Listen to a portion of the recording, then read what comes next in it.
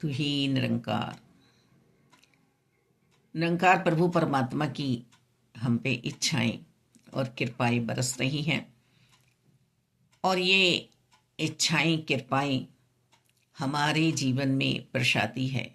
और प्रसादी में कभी भी हम स्वाद नहीं देखते हैं, और जो प्रसाद में भी स्वाद देख रहे हैं तो वो फिर प्रसादी नहीं चख रहे हैं, वो पेट भर रहे हैं अपना। ऐसे ही पूरे जीवन में हमारे जो भी घटनाएं घटित हो रही हैं वो ईश्वर की अपनी मर्जी से हो रही हैं, क्योंकि कोई भी जीव अपना बुरा समय चाहता ही नहीं है, दुख भरी जिंदगी चाहता ही नहीं है। बस यही सोचता है कि मेरे मन की बातें पूरी होती चली जाएं। विधि का विधान हम श्रद्धा पूर्वक विनम्रता से सहन करते चले जाएं, सहजता में रहें। यही मानव जीवन की सफलता है। ये समर्थ हैं और हमें सामर्थ्यवान बनाते हैं। ये हमारे माता पिता हैं। ये हमारे बुरे भाव विचारों को नज़रअंदाज कर देते हैं, पर मैं भी अपने बुरे भाव विचारों को त्यागने की कोशिश कर रही हूँ। बैर, ईर्ष्या, द्वेष, नफरत, लालच, मोह, मानसी रोग, इस पे ये है मुझ पे ये नहीं है, इस पे ये है मुझ पे ये नहीं है। ईश्वरीय शक्ति से जो किसी भक्त को, संत को प्राप्त हो रही हैं कृपाएं, उनमें भी हम नज़र यही लगाए रखते हैं कि हमें क्यों प्राप्त नहीं हो रही हैं। ध्यान आपकी कृपा से भरत जी के चरित्र का आ रहा है। भरत जी जब ननिहाल से लौटे और सब कुछ वहां पर उजड़ा उजड़ा देखा, तो माता केकई को भी उन्होंने यही समझाने का प्रयास किया कि तुमने ऐसा सोच ही क्यों लिया कि मेरे लिए राज्य और प्रभु श्री राम के लिए, भैया के लिए वनवास, तुमने हमें अलग कैसे कर दिया। मंत्रा को भी बहुत खरी खोटी सुनाई। पूर्ण भक्त हैं प्रभु श्री राम जी की। जब बाल्यकाल में माता केकई और कौशल्या जी भरत जी में और प्रभु श्री राम जी में पहचान नहीं कर पाई थी, तो गुरु वशिष्ठ जी के पास गई और पूछा कि गुरुदेव, आपने नाम तो दे दिए हैं पर इनका स्वरूप एक सा है, हम पहचान नहीं पाते हैं भरत और राम में, हमें कोई पहचान बताओ, कैसे करें।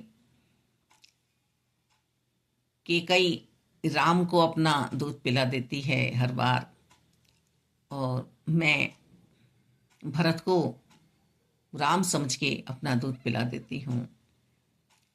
दोनों देखने में बिल्कुल एक से हैं। तो गुरुदेव बताते हैं कि जो बालक सामने वाले बालक के चरणों की ओर देख रहा हो, वो तो समझो भरत हैं,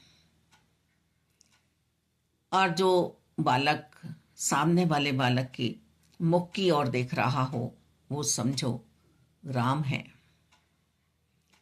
भरत जी ने कभी भी प्रभु श्री राम की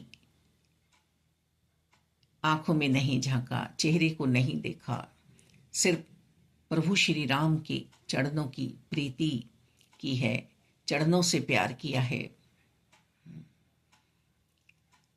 और प्रभु श्री राम ने अपने भक्त के हमेशा मुख को ही देखा है, आंखों की ओर ही देखा है,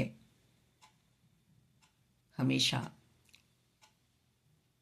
चेहरे पर ही ध्यान रहा है वो प्रभु श्री राम हैं, जो अस्तित्व बना रहे हैं अपने भक्त का, जो प्यार ही प्यार लुटा रहे हैं।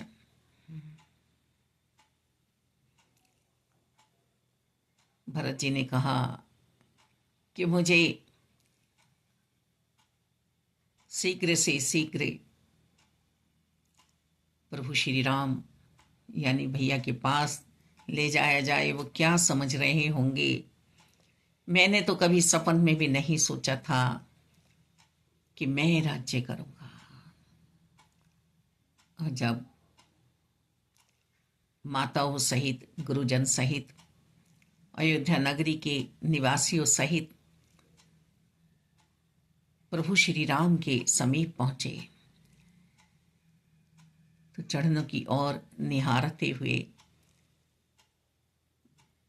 भरत जी अरदास कर रहे हैं कि आपने तो पहला वरदान भी माता कैकेयी का पूरा नहीं होने दिया। पहला वरदान मांगा गया था कि भरत को राज्य मिले, पहला वरदान तो पूरा होने देते। गुरुदेव, ये कैसी अनहोनी रच डाली कि पहला वरदान पूरा हुआ नहीं, मैं राजा बना नहीं, मेरा राज अभिषेक हुआ नहीं, और दूसरा वरदान पहले ही पूरा कर दिया। भैया वन की ओर गमन कर गए। जब मैं पहले राजा बन जाता तो मैं फिर आज्ञा देता कि इन्हें वनवास में आना है या नहीं। मेरे प्रभु श्री राम, जिनके सदैव मैंने चरणों को देखा, अरे मुझे एक बार इनके मुखारविंद का दर्शन तो करने देते। मेरा मूल मुझसे बिछड़ गया, मैं क्या अयोध्या का राज्य करूंगा। मेरा मूल मुझसे दूर चला गया। हमारा मूल क्या है, जीव का मूल क्या है, ईश्वर परमात्मा, हम समझते नहीं हैं। मेरा मूल वनवासी होकर दर दर की ठोकरें खाएगा, कुटिया में रहेगा, कंदमूल फल खाएगा, और मैं राज्य का पकवान खाऊंगा, राजा कहलाऊंगा। ये कहाँ की नाइंसाफी मेरे साथ हो रही है, ये क्यों हो रही है ये नाइंसाफी। माता कैकेयी को क्या सूझी मंत्रा की बातों में आने की। वो जानती नहीं थी कि राम के बिना तो मैं कुछ भी नहीं हूं, ऐसा ही हूं बिल्कुल, राम ही तो मेरा अस्तित्व है। मैं भी ऐसा ही जीवन जीऊंगा। मैं भी अब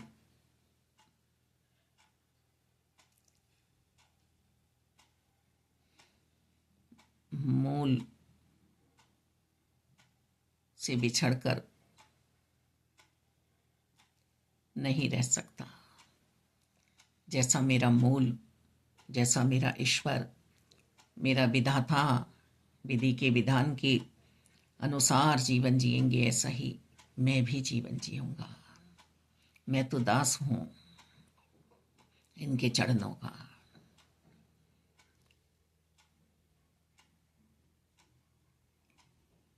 मैं अब जो गौ माता के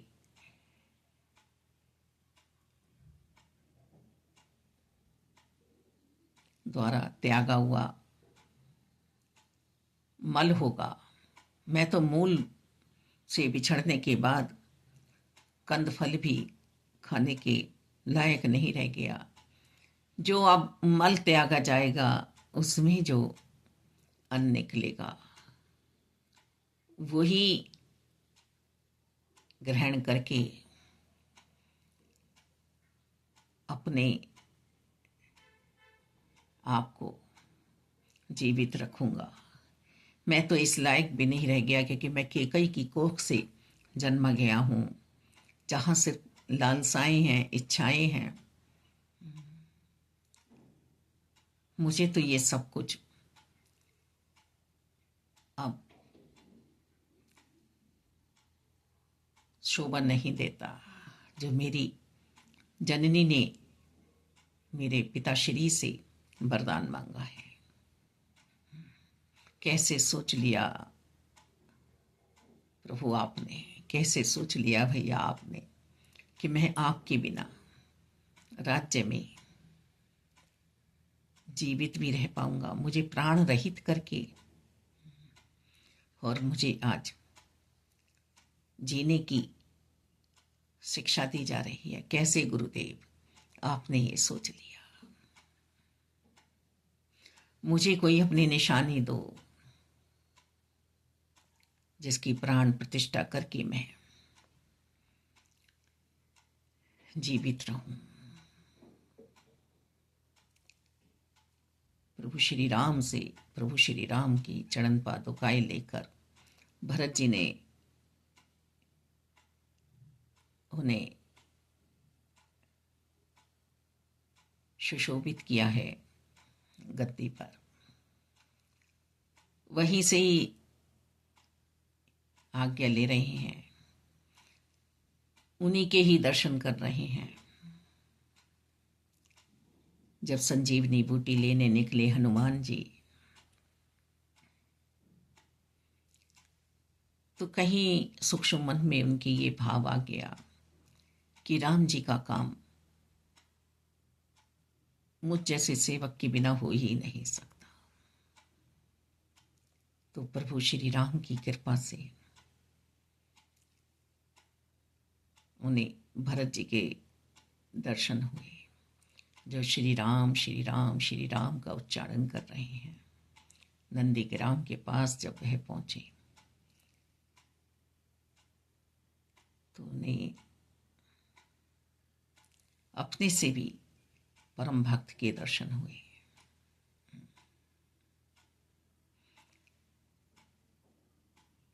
जब उन्हें मूर्छा आई और उनकी मूर्छा समाप्त हुई तो उन्होंने यही देखा कि मेरे मन में ये भाव जागृत हुए थे, इसीलिए ये मुझे एहसास कराया गया है। ये परम भक्त तो भरत जी हैं प्रभु श्री राम के, जिन्हें संजीवनी बूटी की भी आवश्यकता नहीं पड़ी, जिन्होंने मेरी मूर्छा को अपने आप यूं ही स्वयं ही दूर कर दिया।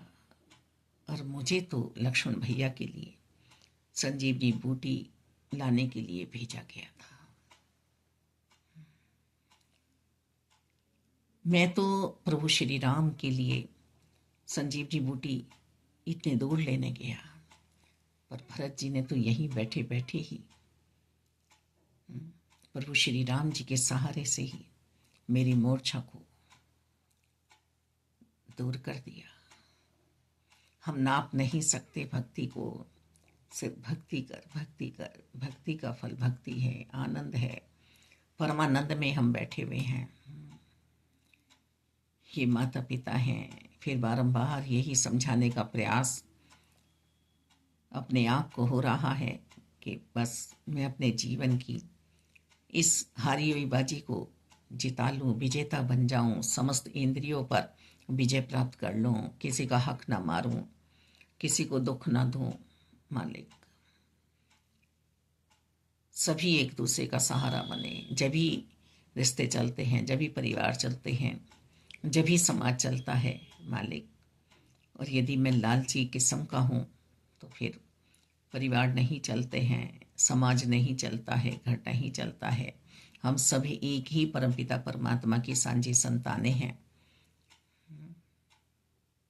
और सभी हम एक दूसरे के साथ आदरपूर्वक व्यवहार करें सबका सत्कार करें हृदय से, संस्कारी बने। संस्कार हमें हर जगह अपना दिखाना है। संतों को यदि क्रोध भी आता है, गुस्सा भी आता है, तो अपने लिए नहीं,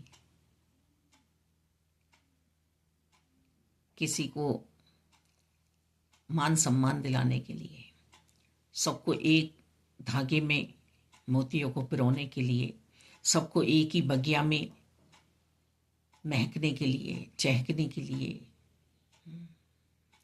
कि जैसे एक ही बगिया में पुष्पों पर तितलियां मंडरा रही हैं, भंवरे गूंज रहे हैं, चिड़िया चहक रही हैं, सभी एक ही माली के हम, सभी एक ही बागवान के हम पुष्प हैं, एक ही बगिया में हम सजे हुए रहे। बैर, ईर्ष्या, द्वेष, नफरत कहीं भी ना हो।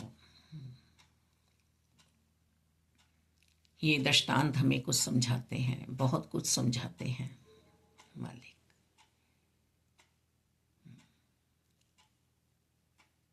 सिद्धार्थ बालक ने जब राज्य के बाहर कदम रखा, उसने विचित्र विचित्र घटनाएं देखी कि किसी की अर्थी जा रही है, कोई बुढ़िया रो रही है अपने बेटे के लिए, कोई वृद्ध लाठी लेके चल रहा है। तो उन्हें वैराग्य उत्पन्न हो गया कि इस सुंदर रूप जवानी का, इस धन दौलत का, इस राज्य का यदि एक बार ये ही अंत होना है, तो फिर जहाँ ये अर्थी पर लेटी हुई जीवात्मा गई है, उसे ही क्यों ना पाया जाए, उसे ही क्यों ना प्राप्त किया जाए।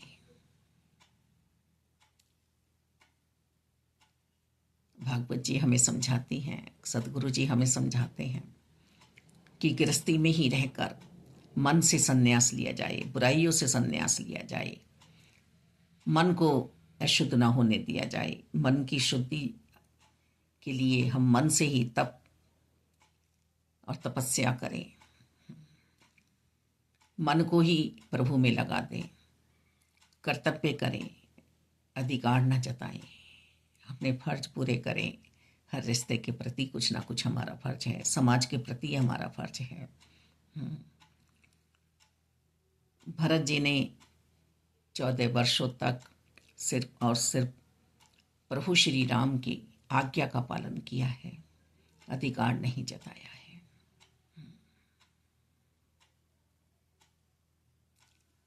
भरत जी जैसा भक्त राज्य में रहता हुआ भी राज्य को अपनाया नहीं। उसने भी प्रभु श्री राम की भक्ति में अपने वो 14 वर्ष हर श्वास श्वास सिमरन में लगा दिए। राम राम राम राम, तू ही नंकार, तू ही नंकार, मेरा रोम रोम सिर पर सिर्फ नंकार बोले, नंकार बोले। नंकार में हम हैं, अंदर भी बाहर भी नंकार ही नंकार है। हर पल नंकार ही साथ है हमारे, ऐसा आभास रही। मेरे मन की दुविधा मुझे ही दूर करनी है, विश्वासी बनना है।